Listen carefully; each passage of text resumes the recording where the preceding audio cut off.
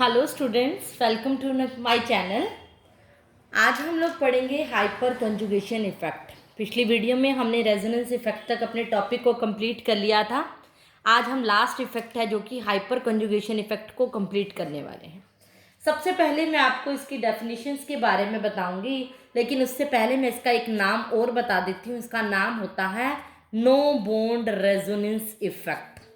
No bond resonance effect mainly ये किसके अंदर होता है, ये आपको देखने को मिलेगा कार्बोकैटायन के अंदर। यानी जिस कार्बन के ऊपर पॉजिटिवली चार्ज होता है उसको कार्बोकैटायन कहते हैं। फ्री रेडिकल्स के अंदर भी आपको देखने को मिलेगा जिस कार्बन के पास एक इलेक्ट्रॉन होता है, एक इलेक्ट्रॉन फ्री होता है। और ये आपको एल्कीन्स के अंदर भी देखने को मिलेगा। कार्बन कार्बन में जहाँ डबल बॉन्ड है दैट इज एल्कीन्स। कार्बो एनायन जिसके मतलब कार्बन के ऊपर नेगेटिव चार्ज है, बट यहाँ पर ये रेयरली देखने को मिलता है। ज़्यादातर ये कार्बोकैटायन, फ्री रेडिकल और एल्कीन्स में देखने को मिलता है। इसकी डेफिनेशन आपको क्लियर हो जाएगी। इसमें क्या होता है, नो बॉन्ड रेजोनेंस का मतलब हमें पता है कुछ ना कुछ इलेक्ट्रॉन क्या है, शिफ्ट होते हैं। शिफ्ट कैसे होते हैं, अपना बॉन्ड तोड़ के होते हैं, इसीलिए इसका नाम नो बॉन्ड होता है। Let's take an example of carbocation. मैं कोई भी एग्जाम्पल ले रही हूँ, जैसे CH3CH2 इज ए कार्बोकैटायन। यहाँ पर क्या है, इस तरह से है। और होगा क्या, ये कार्बन, इसका स्ट्रक्चर अगर मैं बनाऊं तो इस तरह से होगा। इसके पास हाइड्रोजन और इस कार्बन के पास 2 हाइड्रोजन और ये पॉजिटिव चार्ज। हाइपर कंजुगेशन के अंदर क्या होता है, एक हाइड्रोजन क्या करती है, यहाँ बॉन्ड बनाती है और अपने वाले बॉन्ड को ब्रेक करती है। मीन्स इसका स्ट्रक्चर कुछ इस तरह से बनता है, अपने बॉन्ड को तोड़ देती है और ये H पॉजिटिव बन जाता है। और ये वाला शिफ्ट कहाँ होता है, डबल बॉन्ड यहाँ, और ये CH2 अगर इसने लिया तो नेगेटिव, और पॉजिटिव और नेगेटिव खत्म होकर चार्ज न्यूट्रल आ जाता है। मीन्स यहाँ पर क्या हो गया, ये कैटायन खत्म हो जाता है। एक बार ये वाला हाइड्रोजन निकलता है। दूसरे केस में अगर ये नंबर 1 दे दिया, इसको 2 दे दिया और इसको 3, सेकेंड नंबर वाला हाइड्रोजन निकलता है। जब सेकेंड वाला निकलेगा तो फिर से बॉन्ड वैसे ही शिफ्ट होगा, यहाँ डबल बॉन्ड होगा और इसको न्यूट्रलाइज कर देगा। मीन्स ये वाला हो गया। थर्ड केस में क्या होगा, ये वाला हाइड्रोजन टूटेगा, ये एज इट इज रहेंगे, ये हाइड्रोजन टूटेगा और डबल बॉन्ड आएगा, कार्बोकैटायन को न्यूट्रलाइज कर देगा। यहाँ पर टोटल पॉसिबल स्ट्रक्चर्स कितने हुए, 1 2 3। एक्चुअल में क्या होता है, जो कार्बोकैटायन से जस्ट नेक्स्ट कार्बन होता है उस कार्बन को हम अल्फा कार्बन बोलते हैं। यानी अल्फा कार्बन से अटैच जो हाइड्रोजन है वो अल्फा हाइड्रोजन है। मीन्स यहाँ पर अल्फा हाइड्रोजन अपने बॉन्ड को ब्रेक करके यहाँ पर इलेक्ट्रॉन को शिफ्ट कर रहे हैं। इसीलिए कार्बोकैटायंस के अकॉर्डिंग अगर देखें तो यहाँ पर नो बॉन्ड रेजोनेंस है। यहाँ पर एक हाइड्रोजन बॉन्ड नहीं बना के और स्ट्रक्चर को आगे आगे बढ़ाती है, इलेक्ट्रॉन को शिफ्ट करती है। इसीलिए इसका जो नाम होता है वो नो बॉन्ड रेजोनेंस होता है। इसी तरह एल्कीन के केस में भी होता है। ये मैंने आपको कार्बोकैटायन का एग्जांपल दिया था। सेकंड में आपको एग्जांपल दे रही हूँ एल्कीन्स का। एल्कीन्स के अंदर मान लो कोई भी हाइड्रोजन है, कार्बन के साथ हाइड्रोजन है, ये CH है और ये CH2 है। This is alkenes. एल्कीन्स में डबल बॉन्ड जहां पर अटैच है उससे नेक्स्ट कार्बन जो होगा दैट इज अल्फा कार्बन। ये वाला कार्बन, ये क्या होगा, अल्फा कार्बन है ये, क्योंकि डबल बॉन्ड तो इन दोनों के बीच में है। उससे directly attach carbon alpha carbon, और ये जो हाइड्रोजन होते हैं ये अल्फा हाइड्रोजन होते हैं। ये बॉन्ड तोड़ेंगे 1 बाय 1, एक बार ये तोड़ेगा और ये आगे फर्दर शिफ्ट होगा। मतलब इसका स्ट्रक्चर कुछ ऐसा होगा, जब ये बॉन्ड टूटेगा तो इसका जो बॉन्ड है यहाँ शिफ्ट हो जाए CH, और ये वाला आगे यहाँ शिफ्ट हो जाएगा कि CH2 नेगेटिव आ जाएगा और ये H पॉजिटिव की फॉर्म में टूट जाएगा। एक इसका रेजोनेटिंग पॉसिबल ये स्ट्रक्चर होगा। दूसरा स्ट्रक्चर में मान लो सेकंड नंबर वाला बॉन्ड तोड़ देंगे, ये एज इट इज रहेगा। ये बॉन्ड टूटेगा तो क्या होगा, CH2 नेगेटिव, ये सेकंड स्ट्रक्चर बन जाएगा। थर्ड केस में हम क्या करेंगे, ये वाला थर्ड नंबर वाला हाइड्रोजन अगर तोड़ दें, ये एज इट इज रहेंगे और ये वाला हाइड्रोजन H पॉजिटिव की फॉर्म में टूट जाएगा और इलेक्ट्रॉन इस तरह से फर्दर शिफ्ट हो जाएंगे। ये थर्ड रेजोनेटिंग स्ट्रक्चर होगा। यहाँ पर क्या हुआ, हर बार अल्फा कार्बन जो भी हैं, क्योंकि ये कार्बन क्या है अल्फा, और इससे अटैच होने वाली सारी हाइड्रोजन क्या है अल्फा। जितनी भी अल्फा हाइड्रोजन होंगी वो बॉन्ड को तोड़ेंगी और एक बॉन्ड को क्या करेंगे, इस तरह से शिफ्टिंग होती जाएगी। और यहाँ पर बॉन्ड नहीं बन रहा, बॉन्ड टूट के रेजोनेंट स्ट्रक्चर बन रहे हैं। इसीलिए इसका जो नाम होता है वो होता है नो बॉन्ड रेजोनेंस, और इसी को हम हाइपर कंजुगेशन इफेक्ट कहते हैं। कि यहाँ पर शिफ्टिंग होती है इलेक्ट्रॉन्स की। अगर आप इसके ऑर्बिटल कंसेप्ट को समझो, orbital concept of hyper conjugation क्या अगर आ जाए, तो मैंने एग्जांपल दिया था CH3CH2 पॉजिटिव का, कैटायन कार्बोकैटायन के अंदर है, मतलब कार्बन के पास 2 हाइड्रोजन है और इस वाले कार्बन के पास क्या है, 3 हाइड्रोजन, हमें पता है। और मैं बनाती हूँ स्ट्रक्चर को, लेकिन ऑर्बिटल कंसेप्ट में कैसे समझोगे, हमें पता है कार्बन के पास 4 बॉन्ड बनते हैं, एक इधर बन गया, 2 इधर, 3, एक खाली है इसीलिए प्लस चार्ज है इसके ऊपर, एक खाली है मतलब इसके अंदर एक ऑर्बिटल क्या है, एम्प्टी है, इसके अंदर एम्प्टी p ऑर्बिटल होता है, इसीलिए इसके ऊपर क्या है, प्लस चार्ज है। ऑब्वियसली क्योंकि 4 बॉन्ड बनाते हैं, 3 बने हुए हैं, एक खाली है, इसीलिए एम्प्टी p ऑर्बिटल है। इस वाले कार्बन के साथ, एक कार्बन के साथ और 3 हाइड्रोजन के साथ बॉन्ड जुड़े हुए हैं, यानी कि तीनों ही ये हाइड्रोजन के साथ बॉन्ड बना रहा है, ये भी हाइड्रोजन, ये भी हाइड्रोजन। हाइड्रोजन की शेप जो होती है एस ऑर्बिटल की स्फेरिकल होती है, इसीलिए मैंने ऐसी बनाई है, कार्बन के केस में p ऑर्बिटल की शेप बनाई है। तो यहाँ पर क्या होगा, ये क्या है, एम्प्टी ऑर्बिटल है, और ये वाले अल्फा डायरेक्टली अटैच जो कार्बन है, ये अल्फा कार्बन है, और इससे अटैच हाइड्रोजन अल्फा हाइड्रोजन है। ये क्या करेंगे, अपने बॉन्ड को शिफ्ट करेंगे और ये पॉजिटिव चार्ज को देखकर यहाँ खींची चली आएंगी, अपने इलेक्ट्रॉन को यहाँ दे देंगी, क्योंकि यहाँ पर एम्प्टी ऑर्बिटल है।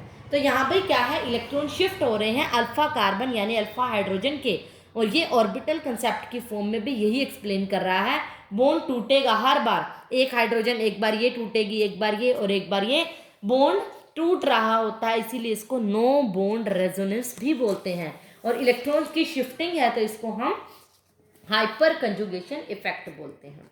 इसीलिए अगर ये पता चले कि अगर आपके पास मान लो कोई एक ऐसा एग्जाम्पल है, CH3 CH CH CH positive, 2 positive, CH और CH3। अब यहाँ पर क्या है कि कितने अल्फा हाइड्रोजन है, अगर आपसे ये पूछा जाए, कार्बोकैटायन से डायरेक्टली अटैच कार्बन ये भी है और ये भी है, ये तो आगे साइड में चेन है, ये अल्फा है और ये भी, इसमें कितनी कार्बन हाइड्रोजन अटैच है, एक इधर एक इधर, 2 अल्फा हाइड्रोजन अटैच है यहाँ पर। तो यहाँ पर 2 बार बॉन्ड टूटेगा, 2 रेजोनेटिंग स्ट्रक्चर बनेंगे। लेकिन अगर इस कार्बन के साथ इस तरह से हो जाए, CH के साथ ये CH3 है, ये CH3 है, ये CH3 होगी, इस कार्बन के साथ ऐसा हो जाए, सॉरी, अगर CH के साथ CH3 हो जाए, CH3 हो जाए, CH3 हो जाए और ये कैटायन हो जाए, कार्बोकैटायन, इस तरह कुछ स्ट्रक्चर हो जाए, मीन्स यहाँ पर जो कार्बन अटैच है, कोई भी कार्बन अगर आप लो, उस कार्बन के साथ इस तरह से एक ये कार्बन हो गई और एक ये कार्बन हो गई, मान लो ये कार्बोकैटायन है, डायरेक्टली अटैच कार्बन कौन सी है, ये और ये तो ये भी डायरेक्टली है और ये भी डायरेक्टली है, राइट। तो इस कार्बन के पास क्या होगा, जो डायरेक्टली अटैच कार्बन है वो कौन सी कार्बन है, अल्फा, और अल्फा कार्बन के साथ अटैच हाइड्रोजन भी क्या है, अल्फा। तो हाइड्रोजन कितने हुए, 3 6 9 12, यहाँ पर 12 अल्फा हाइड्रोजन है, लेकिन ऊपर 2 अल्फा हाइड्रोजन है।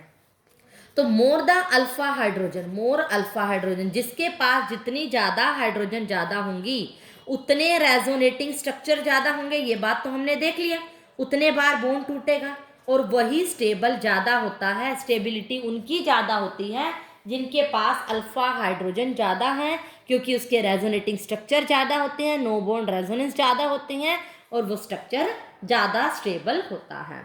तो अगर ये क्वेश्चन पूछा जाए टर्शरी, सेकेंडरी एंड प्राइमरी में ज़्यादा स्टेबल कौन है, तो आप ऑर्डर लिखोगे, टर्शरी का सबसे, कार्बोकैटायन से अगर 3 कार्बन अटैच हैं डायरेक्टली तो वो ज़्यादा स्टेबल होगा, 2 कार्बन अटैच है यानी सेकेंडरी है तो वो कम स्टेबल होगा, 1 कार्बन अटैच है तो वो और कम स्टेबल होगा, और 1 भी नहीं है तो वो उससे कम होगा। टर्शरी, सेकेंडरी एंड प्राइमरी और सिंपल कार्बोकैटायन की जो स्टेबिलिटी का ऑर्डर होगा according to hyper conjugation effect वो कुछ ऐसा होगा।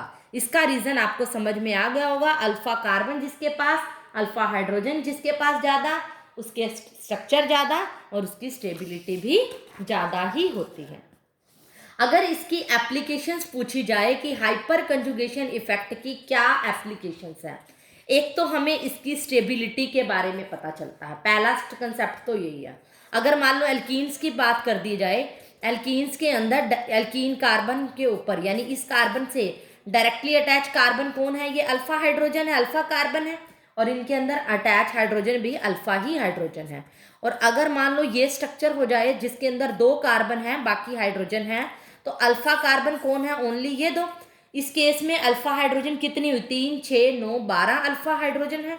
लेकिन इस केस में 6 अल्फा हाइड्रोजन है। तो जिसकी अल्फा हाइड्रोजन ज़्यादा उसकी स्टेबिलिटी ज़्यादा, यानी हमें अल्फा कार्बन अल्फा हाइड्रोजन से उसकी स्टेबिलिटी का भी पता चलता है। ये इसकी फर्स्ट एप्लीकेशन है।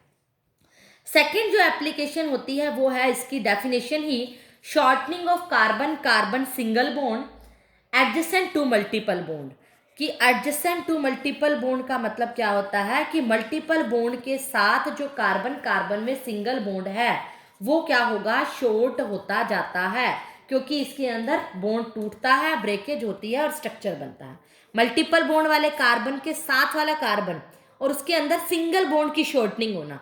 सिंगल बॉन्ड तो ऑटोमेटिकली शॉर्ट होता है जब इसमें स्ट्रक्चर बनता है, क्योंकि एक बॉन्ड ये टूटा और यहाँ पर क्या होगा? डबल बॉन्ड आएगा और इस तरह से सिंगल आएगा। एक बार ये टूटेगा, एक बार ये, यानी कि सिंगल बॉन्ड की तो शॉर्टनिंग होगी, जो कि मल्टीपल बॉन्ड से अटैच कार्बन है उस वाले सिंगल बॉन्ड की शॉर्टनिंग होगी और डबल बॉन्ड की फॉर्मेशन होगी।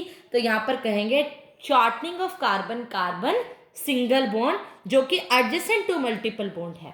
ये होगा तभी तो रेजोनेंस होगा, और जितने ज़्यादा कार्बन अटैच होंगे उतने ज़्यादा ही रेजोनेटिंग स्ट्रक्चर होंगे और उतनी ही ज़्यादा स्टेबिलिटी होगी।